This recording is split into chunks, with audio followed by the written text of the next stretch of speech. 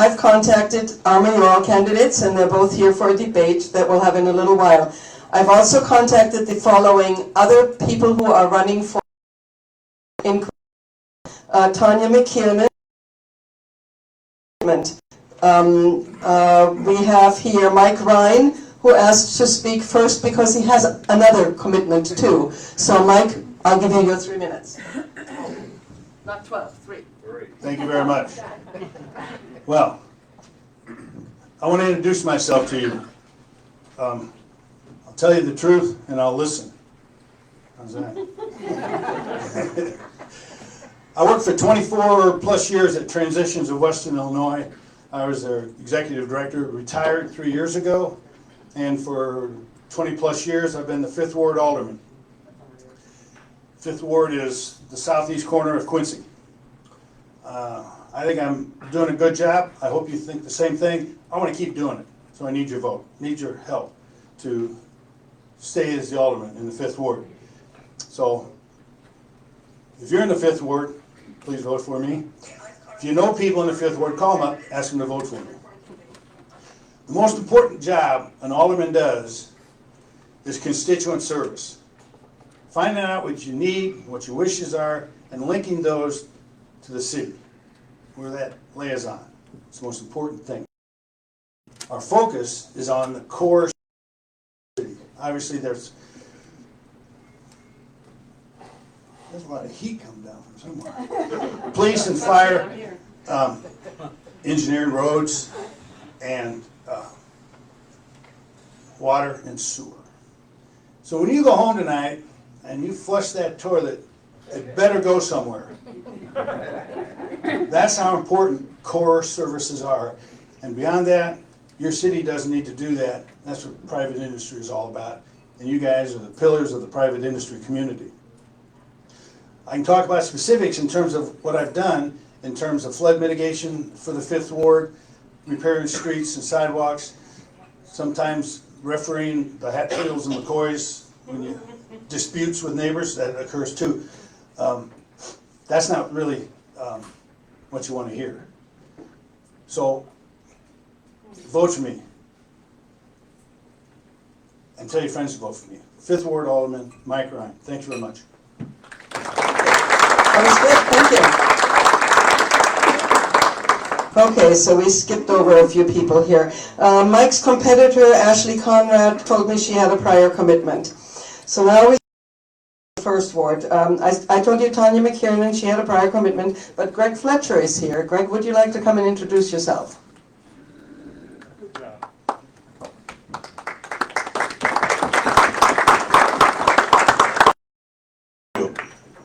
Man. That's why I'm standing back Well, you here. didn't tell me that. No, I didn't. I get nervous in more than 3 or 4 people. This ain't good. Anyway, my name is Greg Fletcher. I live in the 1st Ward. I have been in Quincy since 1973, and I absolutely adore its people.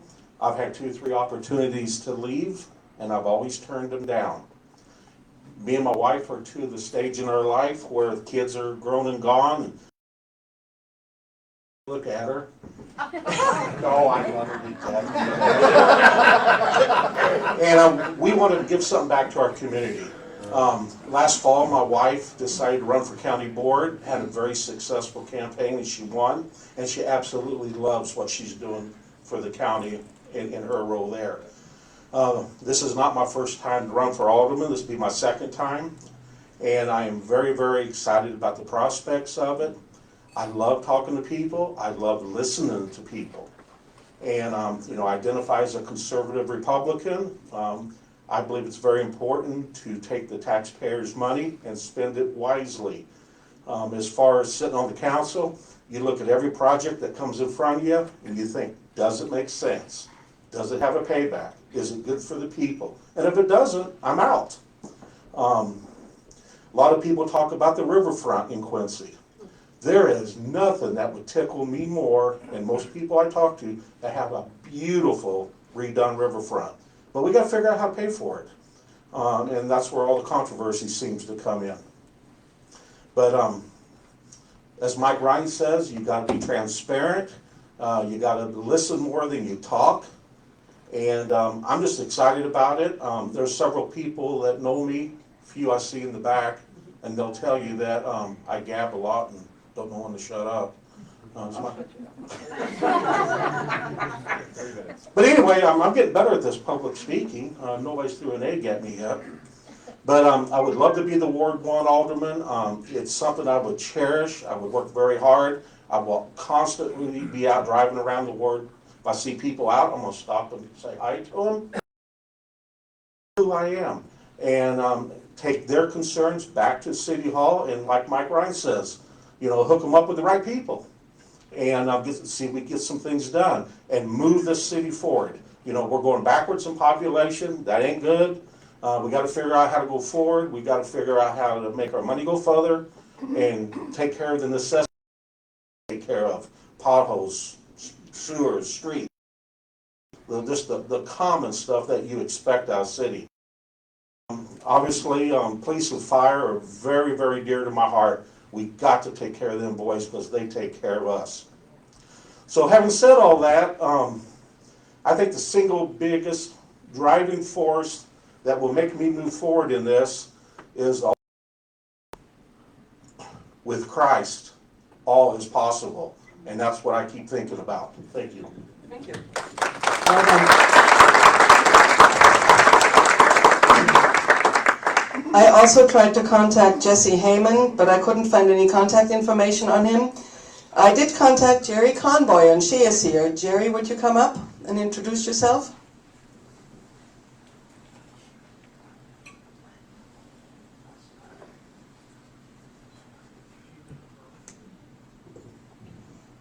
Thank you. My name is Jerry Conboy. I am running of 4th Ward Alderperson. To tell you a little bit about myself, I've lived in Quincy for about 15 years, and that's in 2 different times. I loved Quincy so much that I was here, I left for a bit, and then I came back. So, and all of that time has been in the 4th Ward.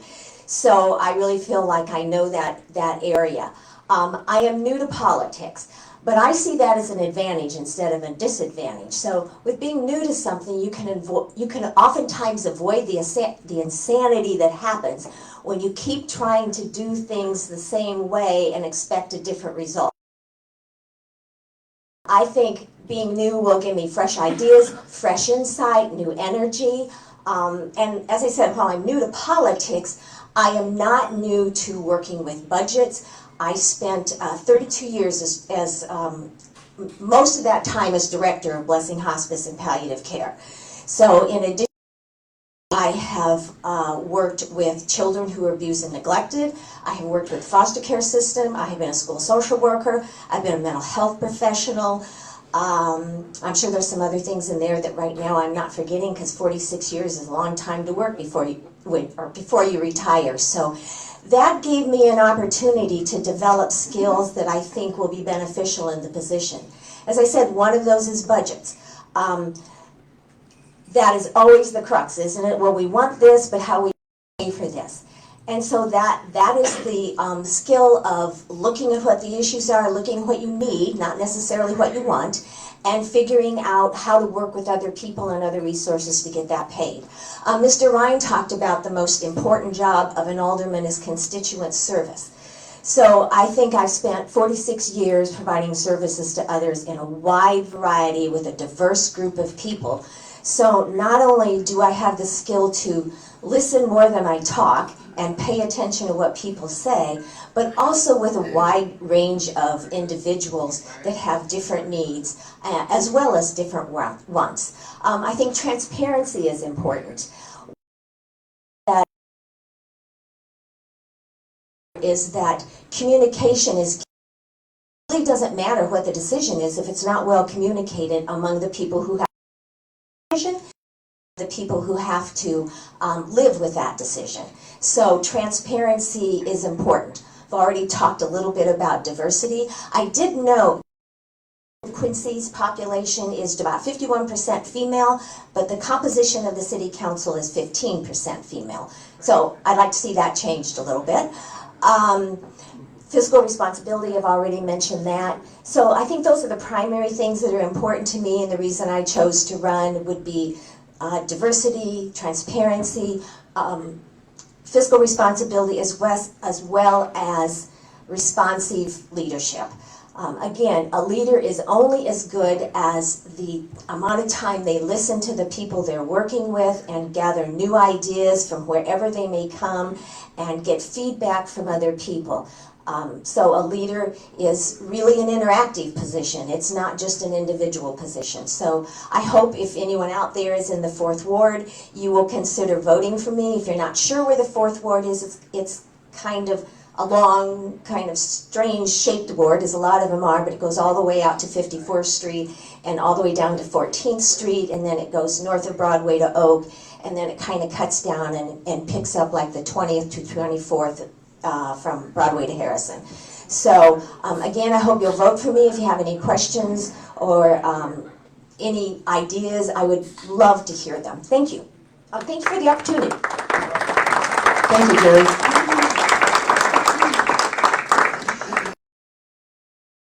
But he had a prior commitment. John Mast had a prior commitment. And that takes care of our alderman. Then we have 3 people, I think 3 people running for a township supervisor. And I tried to contact Bill Burns, but could not find any contact information on him. I found Lisa Gasco. Lisa, would you like? She's done. You got aldermen over here that you've missed. Oh, Parker. I forgot Parker. I'm sorry, Parker. I skipped right over you in the excitement here. And they're talking about being in front of people. Come on. Thanks for saying that, Ronnie. Who else? Oh, you go. Did we got everybody else? Is that it? I got you back, Parker. Thank you. I know I'm new to this, but my name is Parker Freiberg. I am running for third ward alderman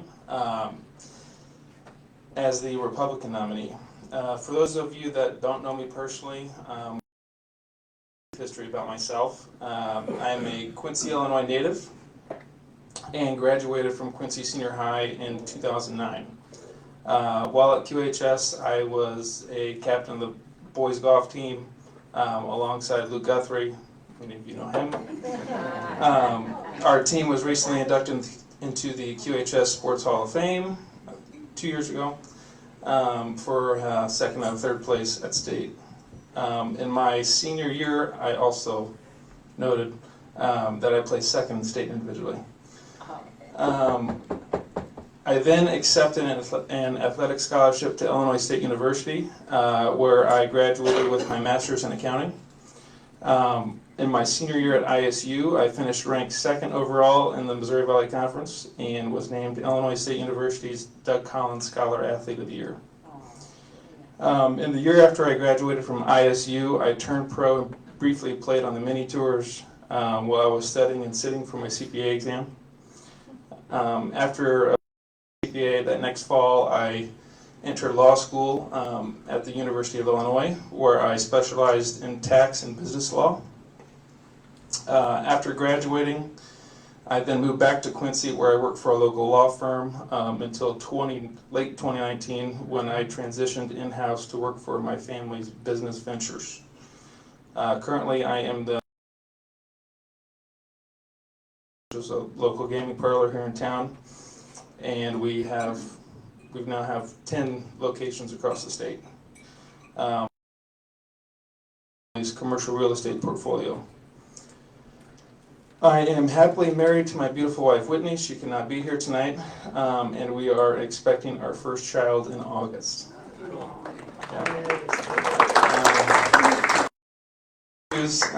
In my eyes, Quincy is one of the greatest places to raise a family business because it has so much potential for growth.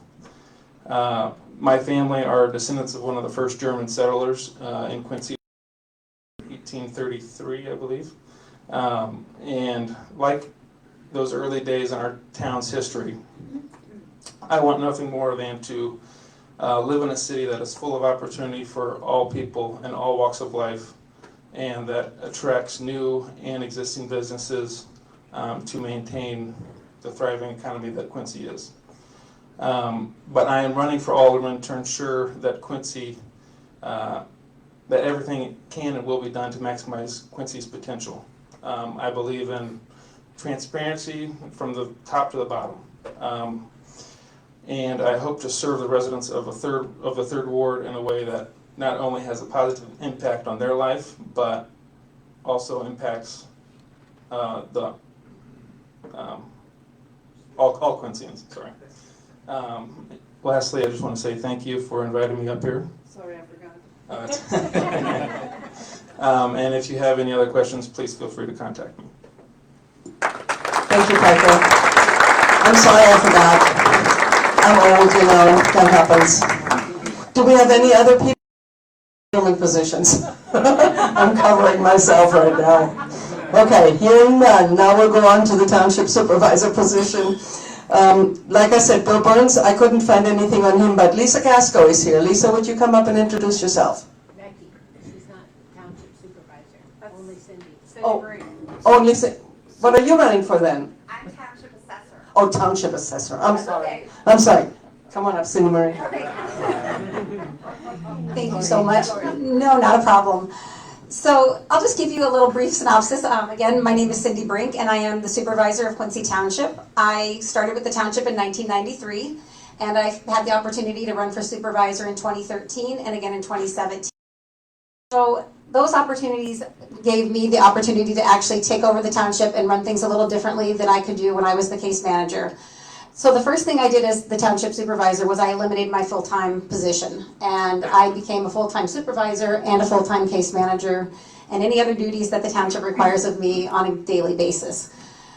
With that being said, so often we have been able to save township dollars along that line by eliminating that position. And to go back a little bit further, some of you may not understand exactly what my job is or what my role as a township supervisor is, so I'll just give you a little brief summary here.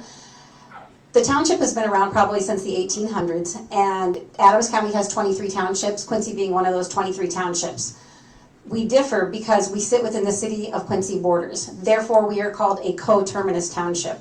And with that, we can reach out a little bit bigger and a little bit deeper to the general assistance side of the town coming in through tax dollars. The other townships do provide case management and general assistance, but their primary job as township supervisors is to obviously run their budgets and oversee their township, but they also run the road commission. And my township does not have to do that because the City of Quincy takes care of our roads for us. So with that, again, my primary job as supervisor is to run the general assistance program, but the other thing I have to do is I have to run the township budget. So I run the payroll, I run the human resources, I run the bills, I take care of, all the finances for the township, and hopefully I'm doing a good job. I feel like I've done a good job over the last 8 years, and I hope everybody will think about coming out and to vote for me on this election, and hopefully put me into my third term as township supervisor. Happy to answer them. Inviting me tonight, and I just really ask for your vote on April 6th. Thank you so much. I say everybody that I'm a little rattled here. It seems I'm not normally that way. No, I'm not normally that way. But anyway, there's a head nodder back there. Now, I'm the owner of a travel agency, and we've been hit really, really, really hard. It's been the pits. But the last week and this week, it's been hell. I'm sorry, it has. We've been so busy. We've been at the office. Even the staff has been at the office till 6 o'clock at night. I've been in the office until 7 o'clock at night, and we can't get the work done. So that's why I'm rattled. That's why I'm rattled. I'm not used to having to work so hard anymore. But be that as it may. Lisa Casco, would you please come up and tell us what your job is as an assessor? Poor Becky. It's all right. I own my mistakes. Hi, it's okay. The township assessor is the least popular position you'll ever have in your life, I promise. So good evening, and thank you for inviting me to attend your meeting. My name is Lisa Gasco, and I am the Quincy Township Assessor. I was appointed to my office in February of 2016. I have 29 years of experience in the assessment field. As a working office holder, I am responsible for assessing approximately 16,000 parcels in Quincy Township. I have tried to create a positive office atmosphere, be open to the public, communicate well with all property taxpayers and public officials, which I have to say our Quincy Township Supervisor does an excellent job. We have a great working relationship. Thank you for all you do for me, Cindy. I'm sorry. And then all public officials ensure that all properties within Quincy Township are properly and fairly assessed. All property except farmland and farm buildings are assessed at 33 1/3% of fair market value. The actual value of real property is determined by actions in the marketplace, the buying and selling of real property by the public. I am statutorily responsible to accurately value real property to the best of my ability. I track sales, building permits, and independent appraisals to help value property. Establishing and maintaining equitable assessments is extremely important to ensure that the tax burden is distributed fairly among property owners. I turn my assessments over to the Adams County Supervisor of Assessments, Georgine Zimmerman, by April 15th every year. I work hand in hand with Georgine and would not be able to do the job that I do without her advice and support. You're talking about the hardest working woman in politics. She's not politics, but she is truly the hardest working office holder in Adams County. I make myself available to the Adams County Board of Review during appeal time.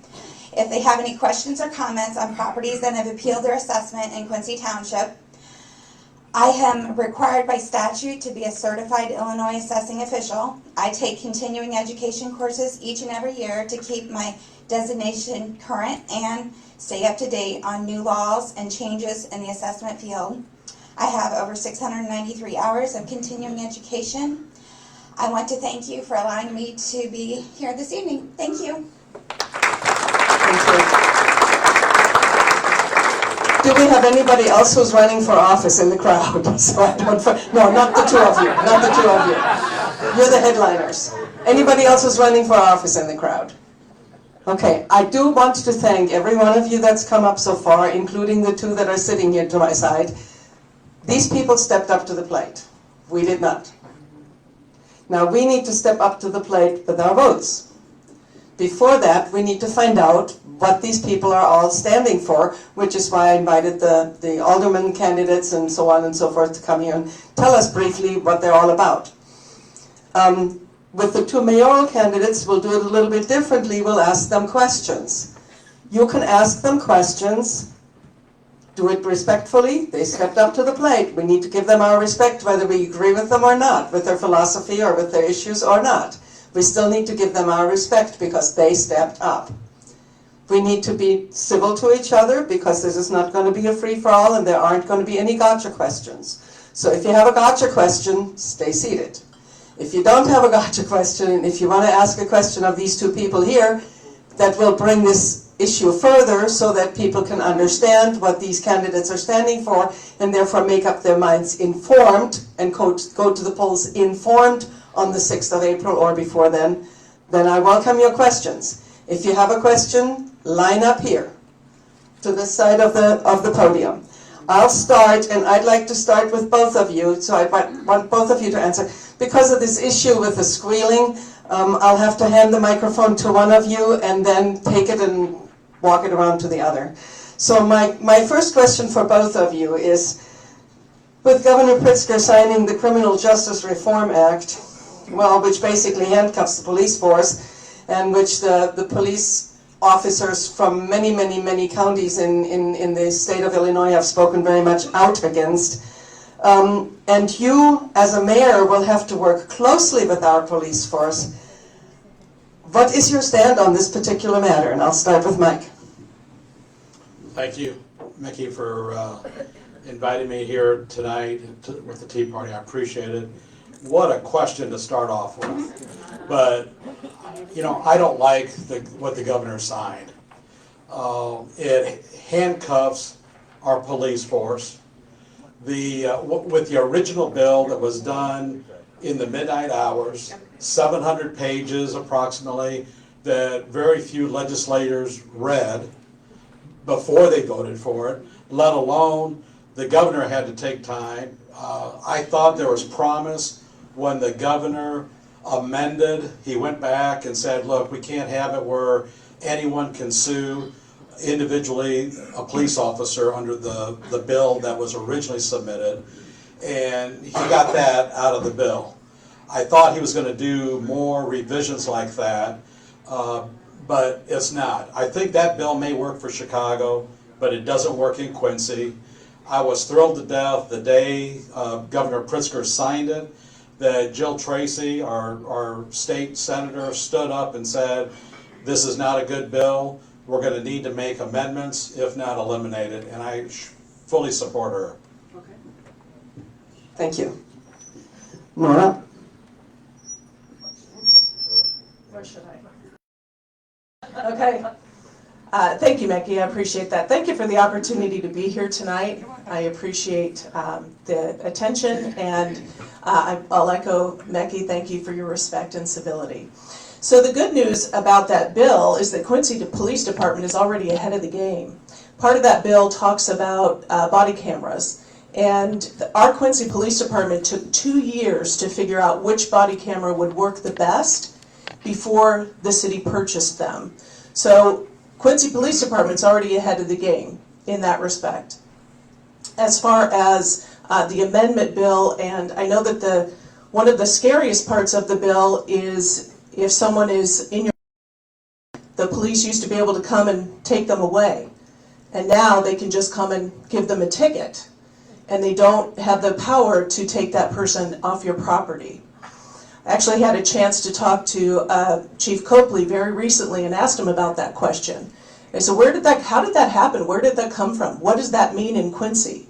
And he told me that there's not a lot of cases of someone coming to your property, but this is going to affect your businesses.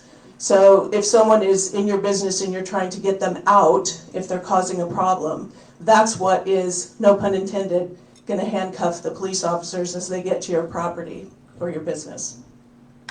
But he also told me, the good news is that legislators can do trailer amendments.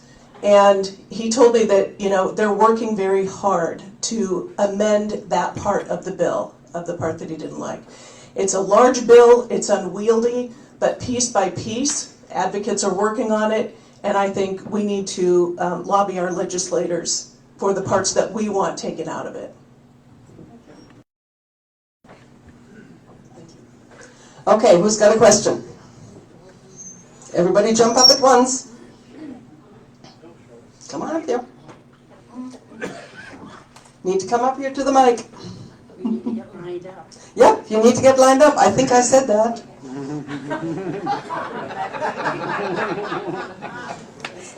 She's on one every day. I know it. In the past 2 presidential elections, Adams County and Quincy voted Republican by about 70%. At one of the, and this is directed to you and then to you too, but at one of the recent forums, Nora, you said that as a Democratic mayor, you felt you would have a direct line to Governor Pritzker and to President Biden. However, their policies have great opposition in this Midwestern conservative city and county. Where does that put your administration and you as a liberal thinking leader?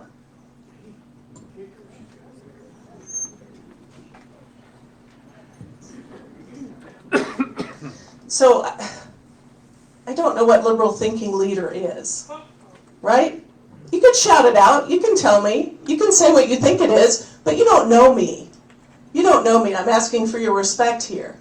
So liberal thinking, liberal thinker, that we get into this problem when we have partisan politics in this town. You think you know who I am because I'm running as a Democrat. And I'm running as a proud Democrat because of my personal history and my life. I was a Democrat when I was in high school, and I'm a Democrat today, much like you are very proud of your party, right? But here's the real situation. We have got to get this out of our town. Our local government does not need to be partisan. Part of one of the reasons that I stepped up to run for this office is because our local council decided that it was their decision to tell us how to run our government. And they didn't put on the ballot our choice to decide if we could have a partisan government or not. I would certainly like to bring that back. There's no reason that Quincyans need to fight each other because of labels. We've got to get past that. That's not who we are. That's the reason I stepped up, and I would love to see partisan politics get out of this town. Thank you. Did you want Mike to answer that? Well, where does that put him as a conservative? Oh, sorry. Did I answer it? Okay, sorry. Yeah, I'm glad you changed the question for me as a conservative, because I am as the Republican nominee for mayor, I am a conservative. I'm fiscally responsible. I have a proven track record. And I'm probably the only person in this room that has run under a Republican banner or any other partisan banner, as well as run under a non-partisan banner like you do for school boards. I don't think it really makes difference. You can look at the school board and see who are the board members that are conservative, and you can see the board members that are not conservative. Okay, so you don't have to have the label to be able to point that out. People will see what your value system is. They will see what you stand for. They will see how you treat other people to know, are you the candidate that is going to best serve the entire community? So I personally don't care if we're partisan or nonpartisan. I think it's important to point out your experience, what you stand for, what you're going to do for the community, for the city. And it's not, elect me, I'm going to take care of Republicans. No, you elect me, I'm going to take care of Quincy and everyone. Democrats, Republicans, independents, people that never voted before, because it's part of Quincy. That's why I'm running. Thank you, Mike. Does anybody else have a question? Come on up. It's a race. Yeah, line up, people, line up. To Nora first and then to Mike. If you are elected, will you close the schools, the churches, and the restaurants again based on the law in Illinois? Adams County has opened. And will you continue opening or closing? And will you require masks regardless of where you are in the city?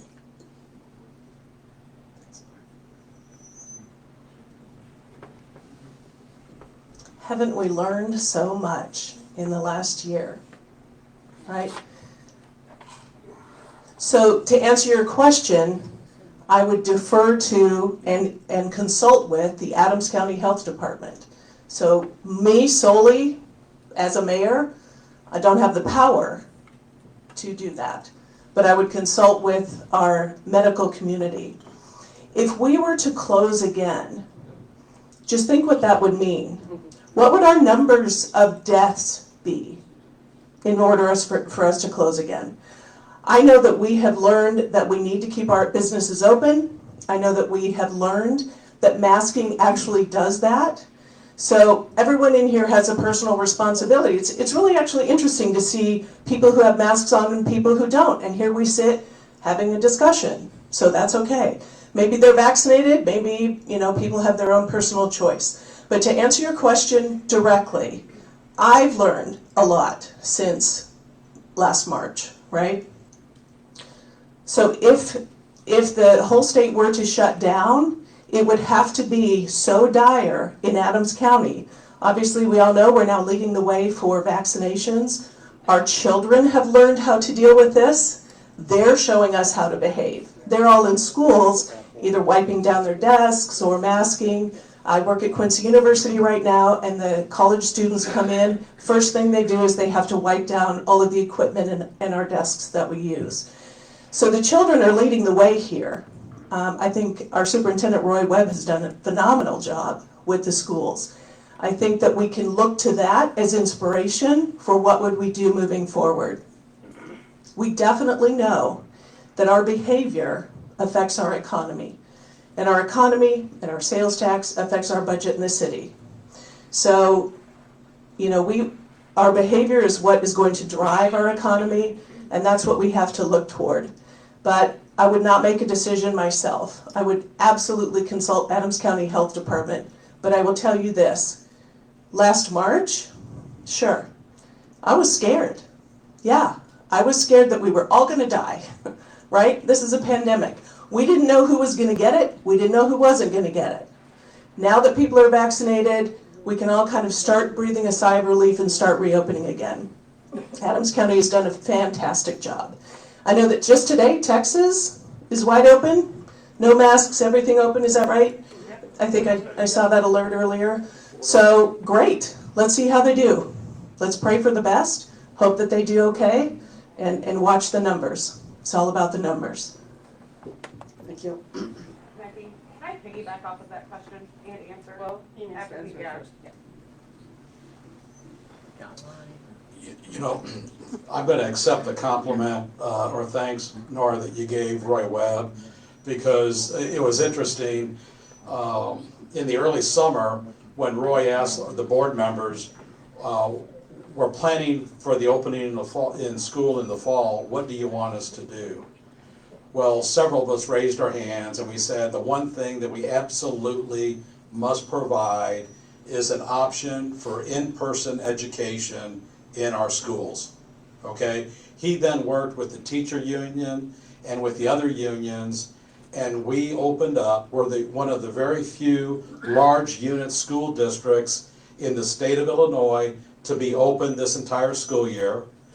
We proved that schools, teachers, staff, and students do not cause, growth in COVID cases, okay? Because the students were in school, parents were able to work, okay? And the economy stayed healthy. Not where it was, but businesses were able to stay open, pay their bills, pay their employees, even though a lot of them had to cut down the staff, okay? If we would have followed the Democratic model, we would have shut everything down, okay? Most of the business owners in here probably would not have survived, okay? So it makes a difference, and I think, yes, Jared Welch probably had the worst job, something that we take for granted every other year until this last year of the health department and everything that they do. He was excellent. He has a good staff. He worked with John Simons. He worked with the mayor. He worked with the superintendent and other leaders in the community, and that's what it takes. But isn't it funny that our governor comes early on, 6 months, 9 months ago, criticizing Quincy and what we're doing, we're out of control, this is a horrible community and we're ignoring everything. And he comes back last month and what does he say? Quincy is the showcase for the state.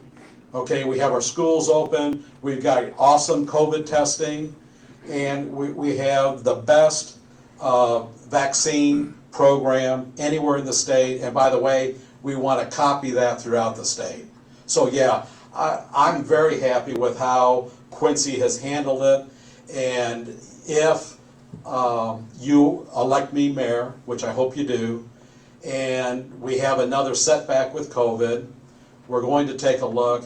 Honestly, wearing masks, I go to the grocery store, I don't think about it, I put a mask on, I go.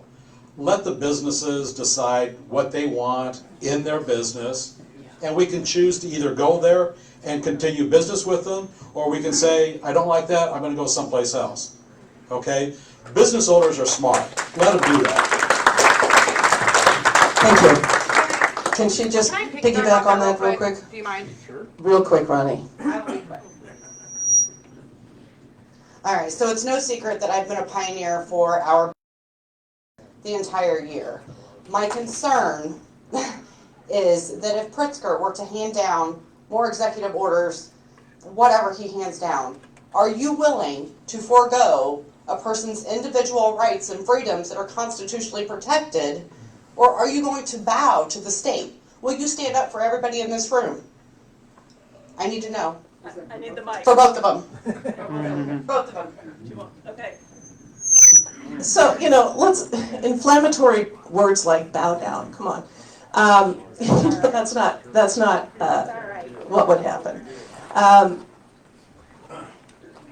So what was, the question was, if mandates came down from the state? Would you stand up for the individuals in the city, or will you adhere to what Pritzker says? Because it's no secret that we've defied him almost every step of the way, and we've succeeded.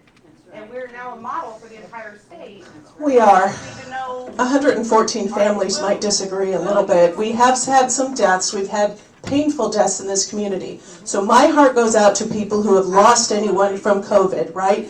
So I think it's absolutely people living. But here's what the problem is, you're asking both Mike and I to judge, would you send someone, into a situation where they could contract a disease and die? We still don't know exactly what's going on with the virus, right? Let me elaborate just a little bit. So we're adults and we are all responsible for our own health. And we Absolutely. Make responsible decisions. So would you allow us to make those decisions for ourselves, or would you feel like that's up to you to make those decisions for us? So here's where I come down on that. I do desperately want to represent the underserved. I'll tell you a little story. I've got an elderly neighbor who lives next door to me. She's a widower, and she lives next door. I take care of her as much as I can. And so I was talking to her recently, and, well, not recently, this was when our cases were really bad. And I said, how are you doing? How's everything going? And she said, oh, it's great. My friends and I, this was right after everything just was starting to open. And she said, we went to the Village Inn and had pie and coffee the other day. And she said, isn't it great that they could be open?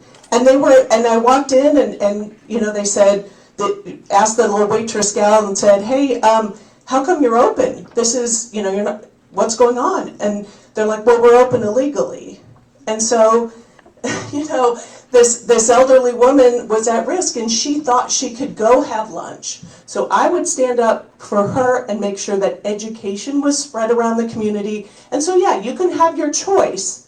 But I'll tell you what's happening right now is people are having a choice, and they are walking in and out of businesses, and they are voting with their decision. If someone masks or someone doesn't mask, they're finding out if they go into this business, and they're voting with their commerce and with their checkbook walking to the business. So we already have that happening. But I just have to tell you, call me whatever you want to call me. I care about people's health, and I care about people who are dying, and I care about the families who have lost someone to COVID. I care about the living as well, sir. I really do. The rates? The rights. Yeah, of course I care about the rights.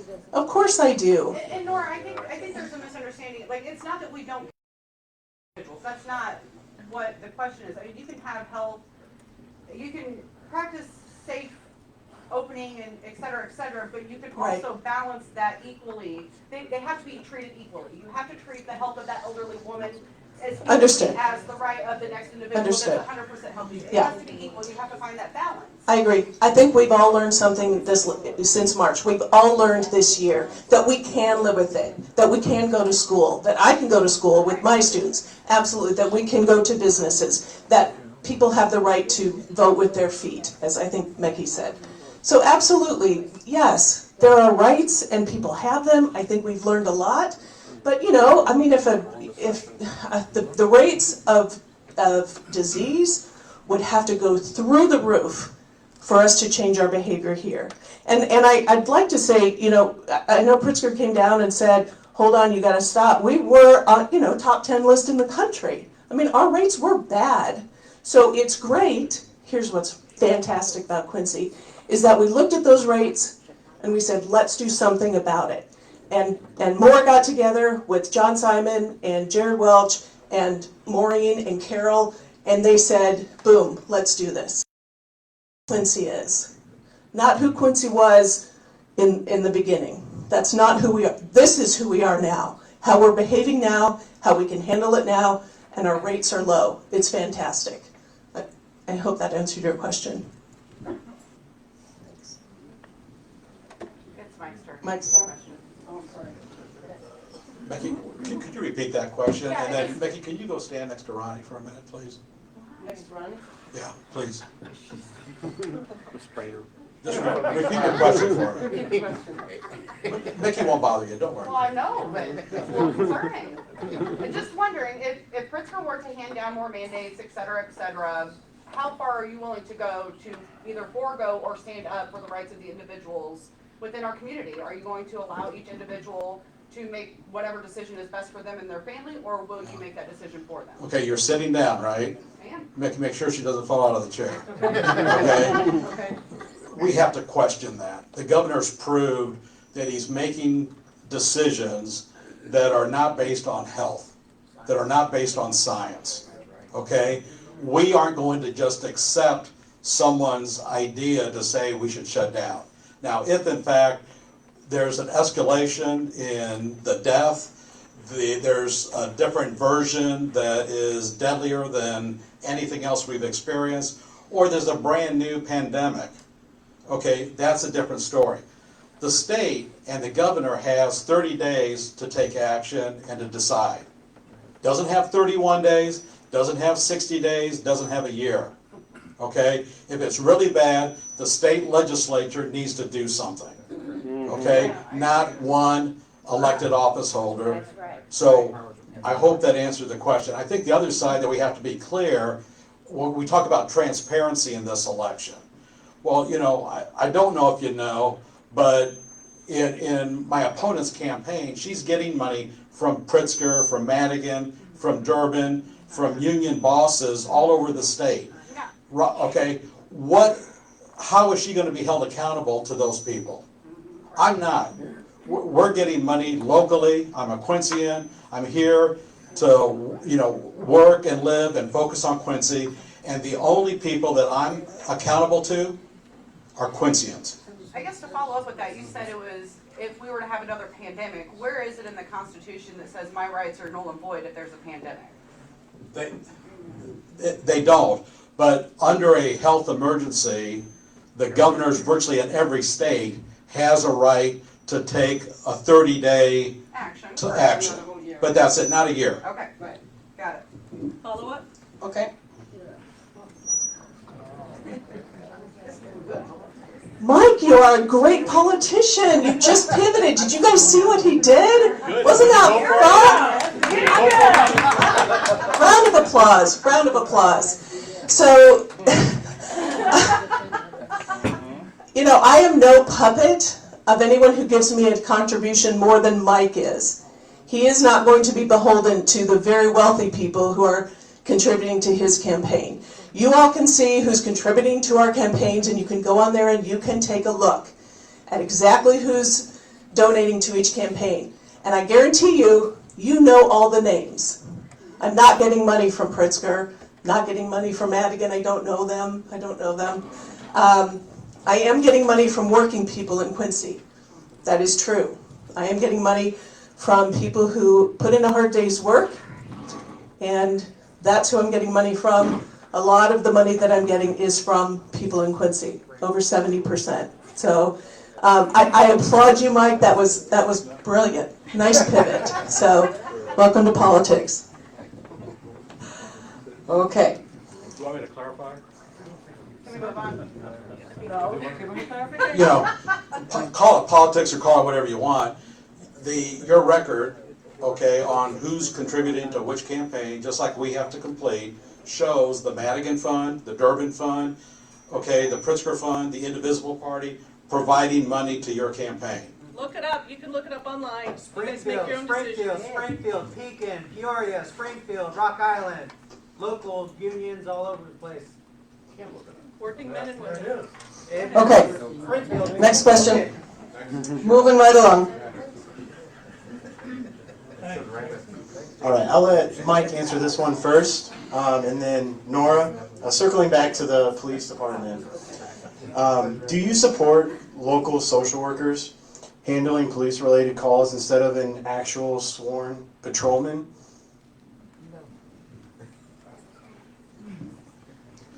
No, the police are specifically trained for emergencies, and 99% of the time, when you call 911, the dispatcher doesn't know exactly if it's a domestic disturbance, and somebody's got knives or guns. They just know there's a fight there.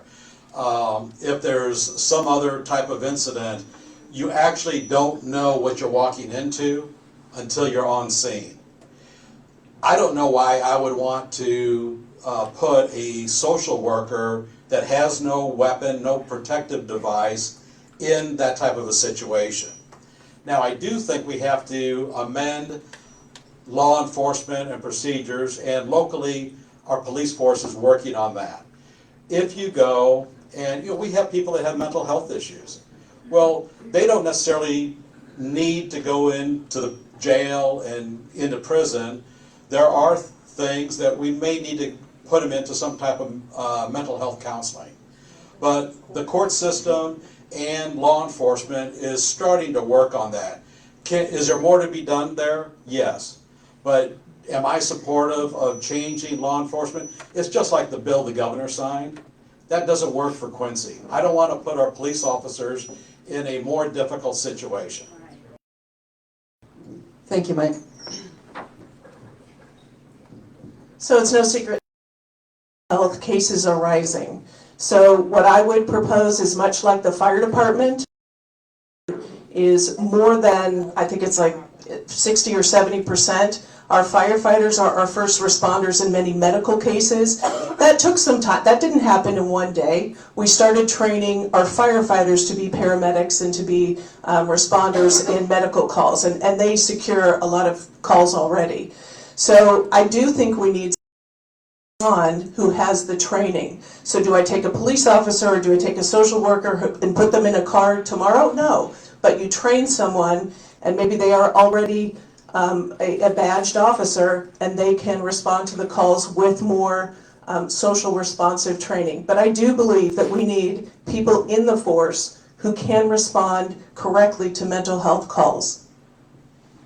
Thank you. Glenn?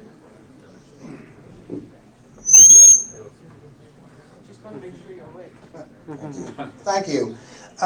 In our previous administration, an issue came up, and I want to know how you two candidates feel about it.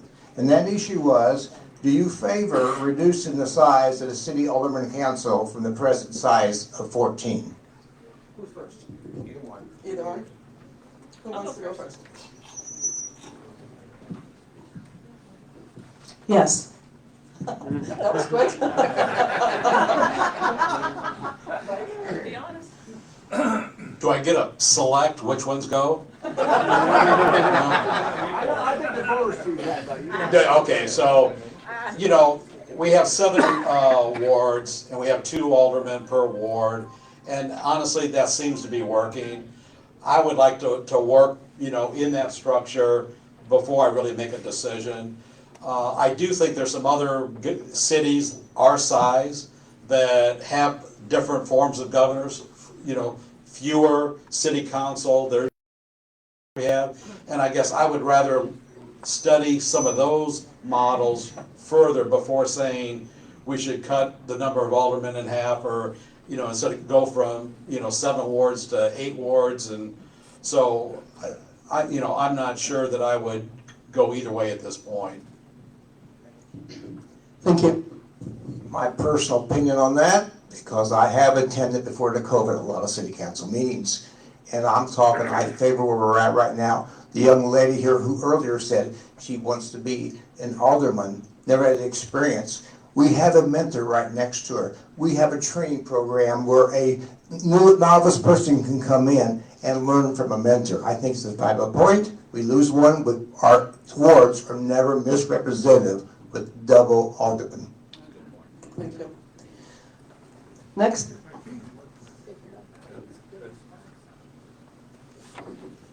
Ms. Molnar answered the first part of this question a little bit, talking about House bill that demands video cameras for our local police. But the crux by 225, it's an unfunded mandate. How do you handle unfunded mandates? And it gets into fiscal responsibility. Nora first? Yeah. Sure. You know, that's every government is working under that, and unfunded mandates, we've been living with those for quite some time. So this is the chance that I get to tell you about my leadership philosophy and style. So you get every department head in the room and you figure out what you can do with the budget. So if I had an answer for unfunded mandates, I would have already shared that with you. That's a tricky situation, but you've got to get the right people in the right room, doing the right thing, looking at the right numbers, and doing the work of what needs to be done. Also, conversely, if the situation doesn't work in Quincy, in Adams County, then you talk to your state legislature about giving us unfunded mandates. Thank you.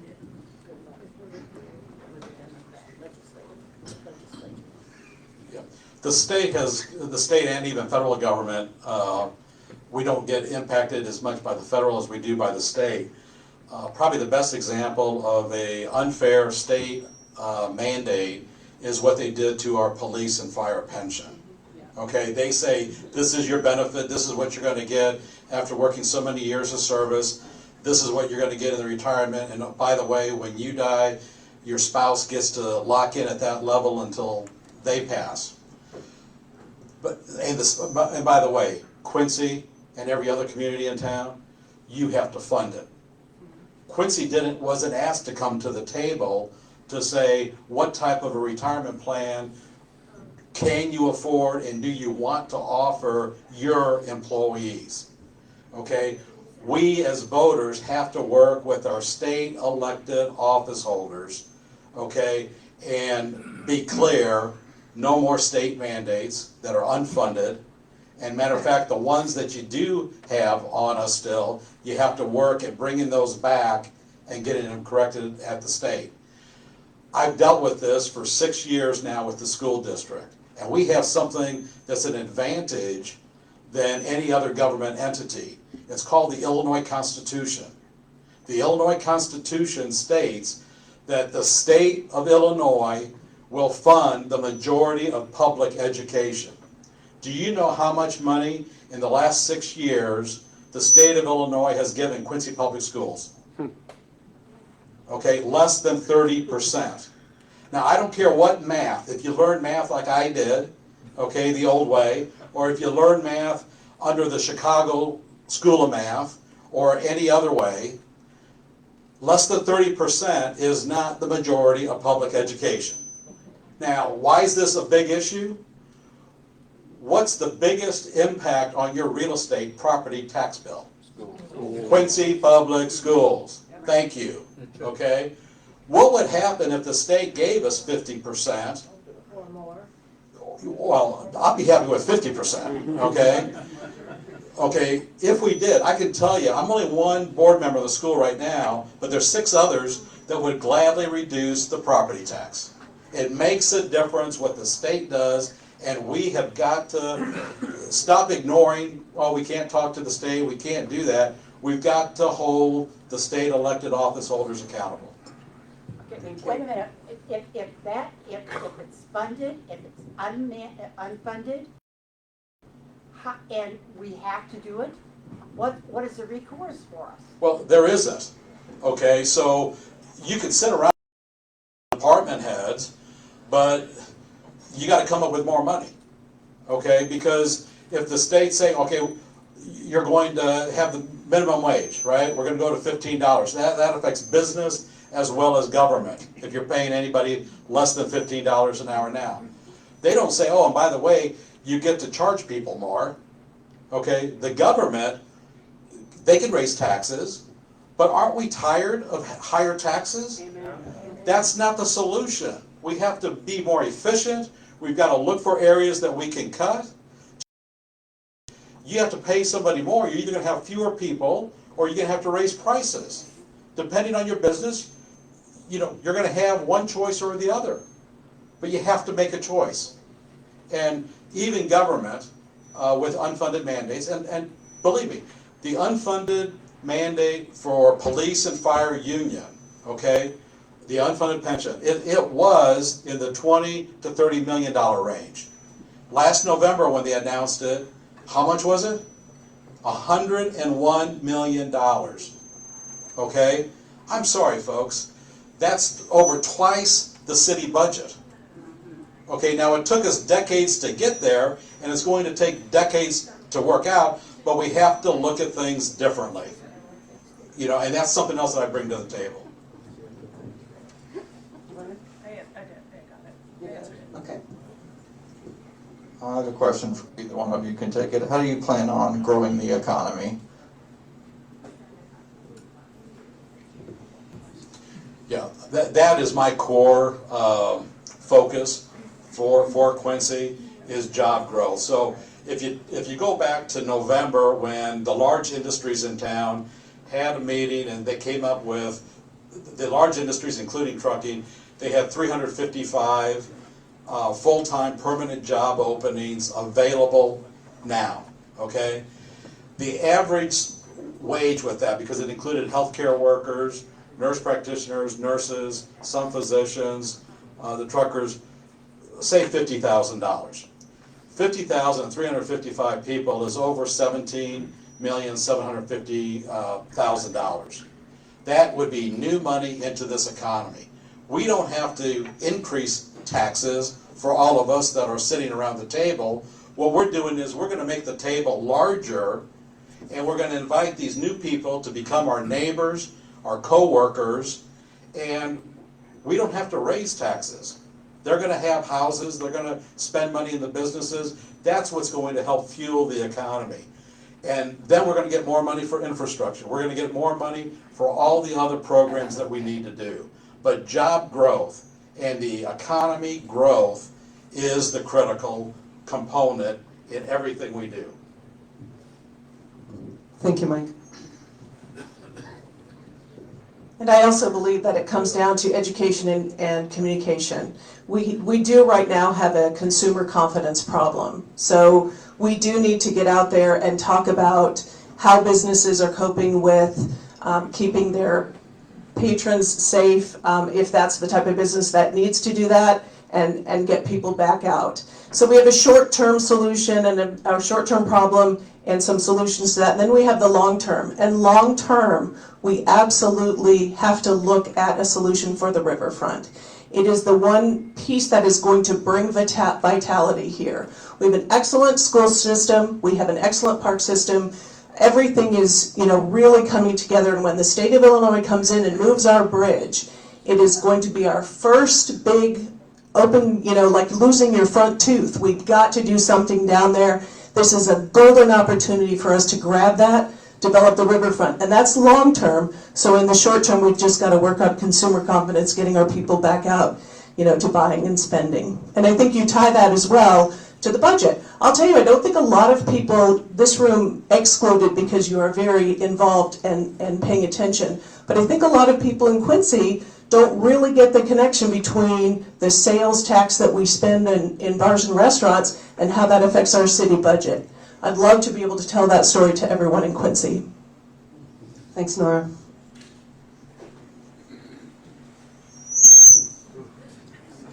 Still awake, good.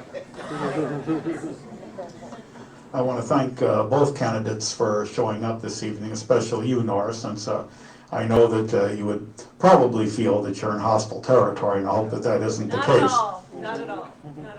But we do need to have a serious debate in this country, because the fundamental problem we have is that we no longer agree on the ends.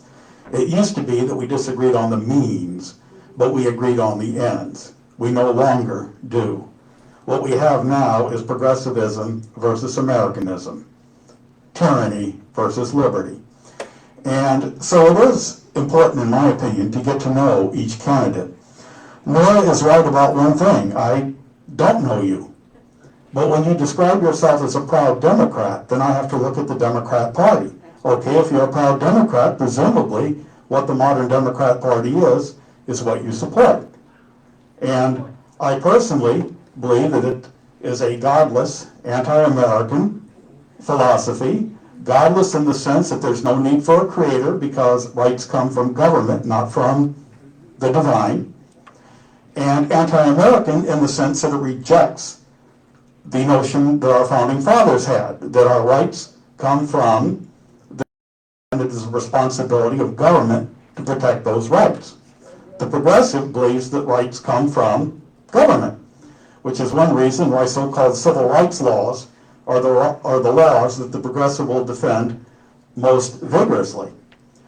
So I guess I would ask each candidate to briefly address this. What is your fundamental philosophy? What do you believe is the purpose of government? And to say that we should be nonpartisan in our elections, well, we can drop the quote-unquote labels, but we're still going to be who we are. We're still going to have governing philosophies. The advantage of having partisan elections is at least by identifying with the Democrat or the Republican Party, you're telling people something about yourself. So I would hate to see that go. So again, I would ask each candidate to basically describe his political philosophy for the benefit of everyone here.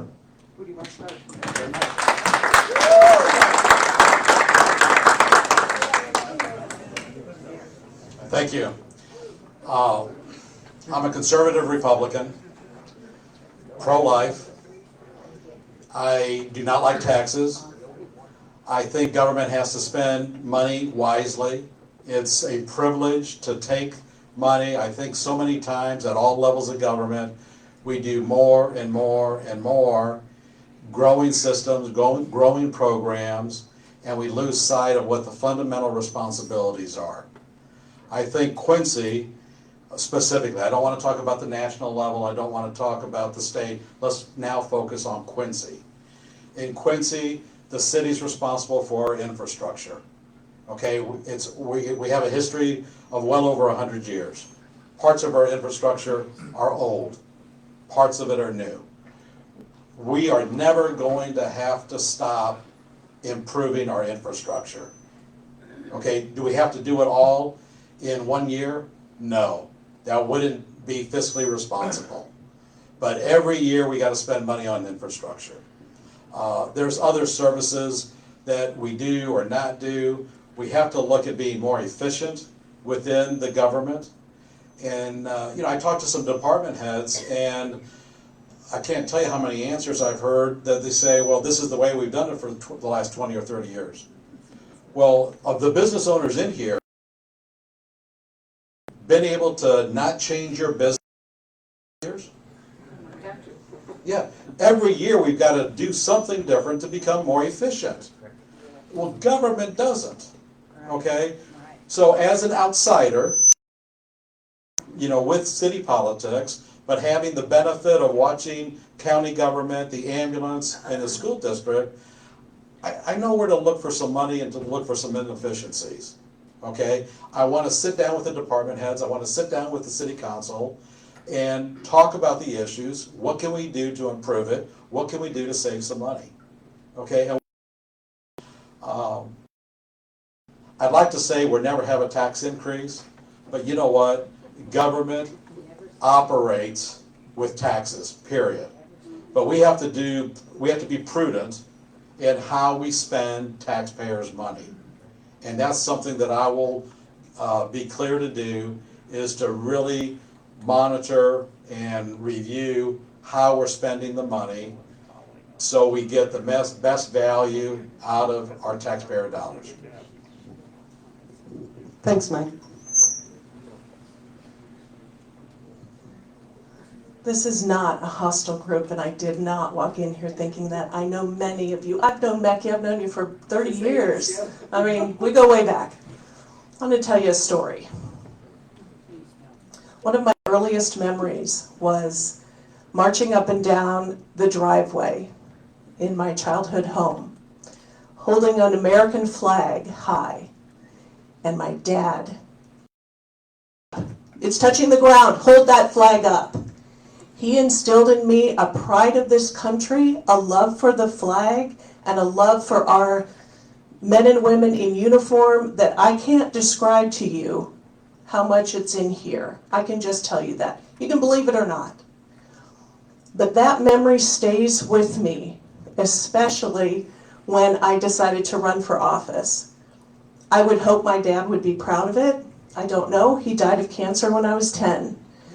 And I had to help my mom with the family. I was the oldest child. So I don't know how to describe to you how, again, I just don't like the labels. I would hope that you could get off social media and stop judging me based on national politics, and just know that I love Quincy and I would fight for people in Quincy. And I hope that I would do my dad proud. He was an Air Force veteran. Part of the struggle that we had was back then President Reagan cut off our benefits. We were getting benefits for children of military who had died. And that obviously, shaped my political beliefs. That's where I come from. That's what happened. That's why I am who I am. So I wanted to share that story with you, and I hope that gives you just a little bit of. So thank you for inviting me here tonight. I don't know if it looks like we're wrapping up, but I appreciate your time. I really do. Thank you.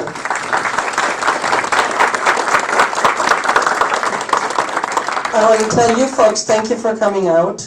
It was great to have you all here. I think the questions were good and they came from the heart, and I hope you took them that way too. We wanted to get to know you both better, and I hope we got a little bit closer to that. I apologize if sometimes it got a little heated, but that's what politics is, and that's what politics does. But at the end of the evening, we're all leaving here as citizens of Quincy and as friends, right? Right. Okay. There we go again. I want to wish everybody who's running for office the best of luck. I truly mean that. I can't vote in the city elections. I live outside of the city, so I don't have a dog in this fight. Sorry about that. That's why I can be nice to both of you, I guess. No. No. It's just my nature, I think. No, but I want to make sure that you all are going to think hard and long about your decisions, who you're going to vote for. It's going to make impacts on your lives and on their lives. Okay? Please do vote. You know that I'm a naturalized American. I couldn't always vote in this country, and I didn't like that. But I'm for that because when you're not a dues-paying member, you don't have the same rights as the dues-paying members. So please, please make your choice known. I want to remind you that we have a sign-up sheet there for the silent auction. That's what you're here for, Cody, right? Even if you guys don't want to have the Trump sign, anything that you can donate to Birthright would be great. So, we can hold off. I don't see anybody putting their name down, so we'll just hold off on that Trump sign for now. What about having a live auction right now? Well, we could do that too. Are you an auctioneer? Yeah. All right, how many dollars would he give here? Get 25. 25 in the pound, the pound, we get 25 in the pound, the pound, we get 25. Come on. Somebody could give 25. 25 in the pound, now 30, no 30, no 30, what do you get 30, what do you get 30? 30, no 30, no 30, 25, now 30, no 30, what do you get 35? 35 in the pound, what do you get 35 in the pound, what do you get 35? 35 in the pound, we can give a lot more than that. These Trump side, 35. I already gave 50. I don't want the sign. Just give some money. Good Yeah. Give some money. 100. There you go. 100 now, 125. 25 in the pound, 125 in the pound, what do you get 25 in the pound, what do you get 25, 125, 225, 225 in the pound, what do you get 225, the pound, 225, 225. Come on. 225 in the pound. Everybody went to sleep. Yeah. Take the mic and put it under the speaker real quick. I like sell the sign, but we'll just give a donation, I guess. So that sign's worth way more than that. So I appreciate it. So 225. Sounds wonderful. Thank you so much. Please rise and sing God Bless America with me.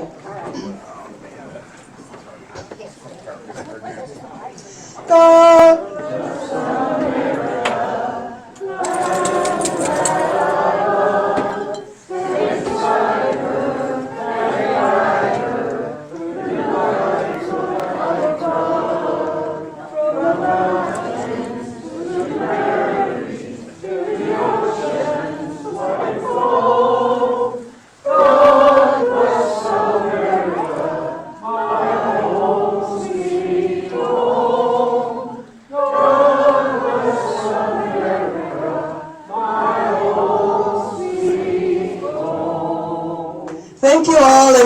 right. Drive home safely. You know there are idiots out there.